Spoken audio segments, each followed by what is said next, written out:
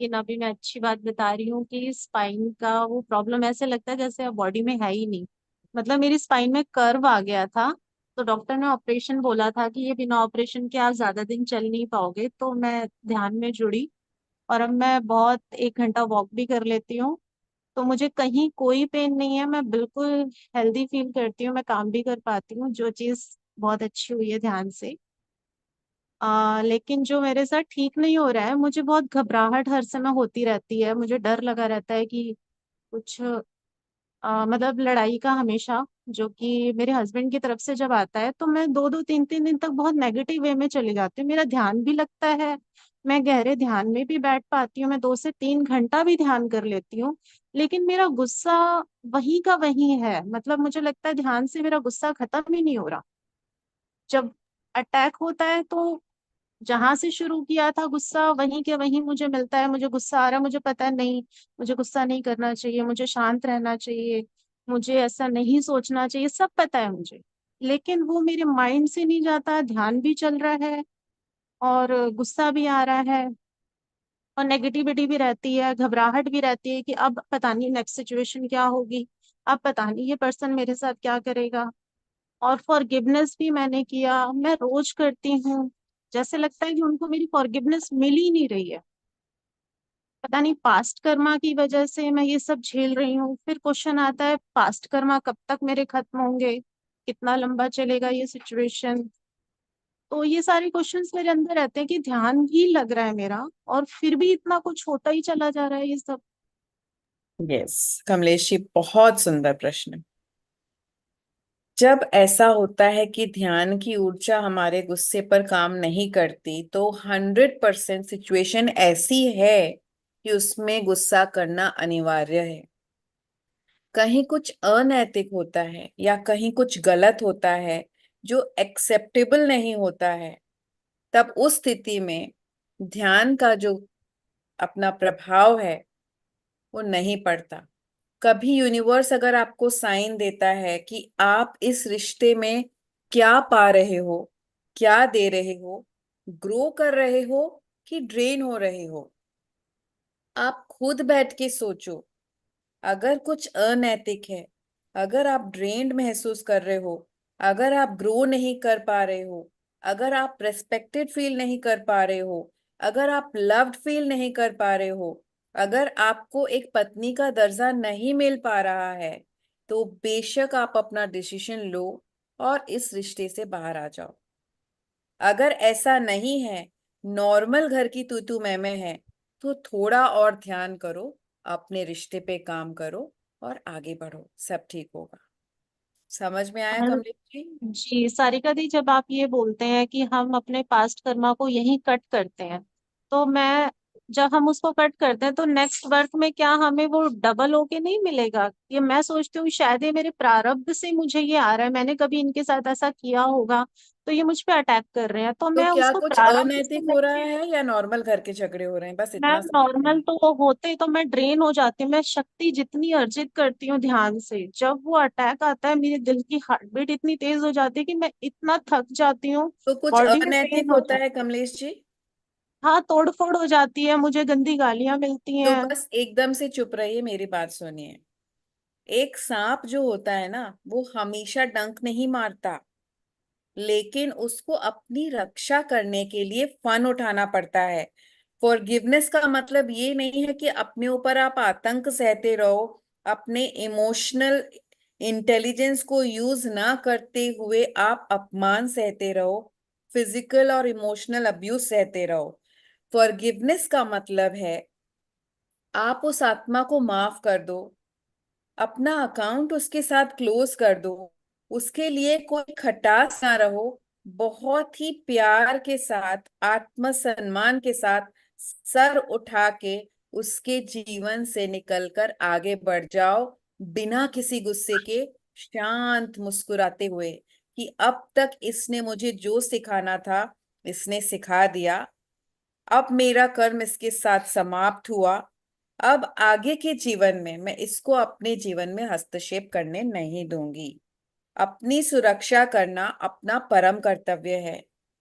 कर्म, जब हम फॉरगिवनेस करते हैं, अगर कुछ अनैतिक नहीं हुआ, सिर्फ संस्कारों में एडजस्टमेंट हुआ तो मरते दम तक एडजस्ट करना चाहिए। संस्कारों में एडजस्टमेंट मतलब उनको डोसा पसंद है, आपको इडली, उनको कश्मीर पसंद है, आपको कन्याकुमारी, उनको बच्चों को डॉक्टर बनाना है, आपको इंजीनियर।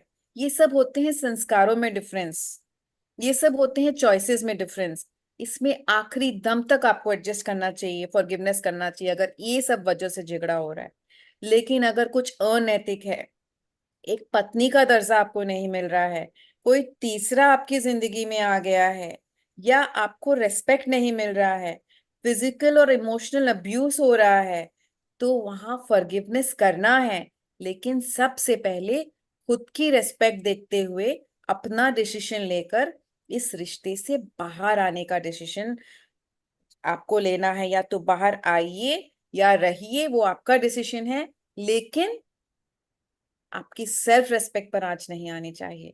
ये होता है अनैतिक चीजों का सामना करने की शक्ति।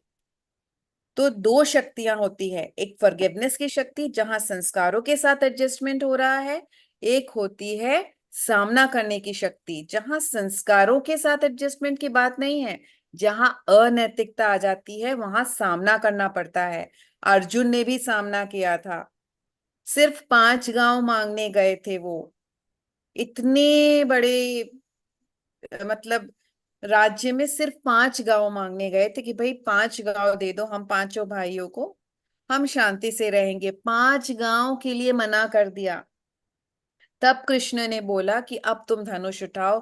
तब गीता का पूरा ज्ञान अर्जुन को मिला कि अपनों के ऊपर वार करो, ये अनैतिक हो रहा है। तो सामना करने की भी शक्ति हमें ध्यान से मिलती है। फॉरगिवनेस का मतलब आपने गलत समझ लिया। अब क्लियर हुआ कमलेश जी? जी जी, मुझे क्लियर हो गया, बिल्कुल क्लियर हो बिल्कुल। गया। और हम सब आपके साथ हैं। जी सारिका जो दी, एनर्जी बहुत आप उनको दे रहे हो, अपने आप को ड्रेन कर रहे हो, वो एनर्जी अपनी ग्रोथ में लगाओ, अपने ध्यान में लगाओ। सारिका दी, फिर 2 दिन तक मेरे को घबराहट होती रहती है ध्यान में। मुझे वो उनकी आंखें और बॉडी और लैंग्वेज सब याद आती है, मेरा ध्यान हट जाता है। फिर मैं कई कई दिनों तक, जब वो 3 दिन तक शांत हो जाते हैं, तब फिर मैं ध्यान में बैठती हूँ, फिर शक्ति अर्जित करती हूँ कि फिर मुझे इस इंसान से सामना करना है। लेकिन अब मुझे आंसर मिल गया है कि मैं इसका अब सॉल्यूशन निकालूंगी, क्योंकि मुझे सहना नहीं है। बिल्कुल। और सारिका दी, हम जो ये लहसुन नॉनवेज तो मैंने छोड़ दिया, बट जो गार्लिक का क्वेश्चन आता है, हम कहीं जाते हैं आते हैं या कहीं पार्टीज में जाते हैं, तो फिर हम गार्लिक से कैसे दूर रह सकते हैं? वो आपके ऊपर है, आप कैसे करोगे। बहुत सारे मास्टर्स बिना अनियन गार्लिक के रेस्टोरेंट्स पे जाते हैं, अपना खाना खुद लेकर जाते हैं, या ऑर्डर देके बिना गार्लिक का बनवाते हैं, वो आपके ऊपर है। ठीक है। अच्छा, गार्लिक से ऐसा है कि ध्यान में कमी आती है, ऐसा कुछ होता है? ऐसा पितामह कहते हैं, ऐसा होता है। गार्लिक को नॉन वेज का दर्जा दिया गया है, गार्लिक और मशरूम को।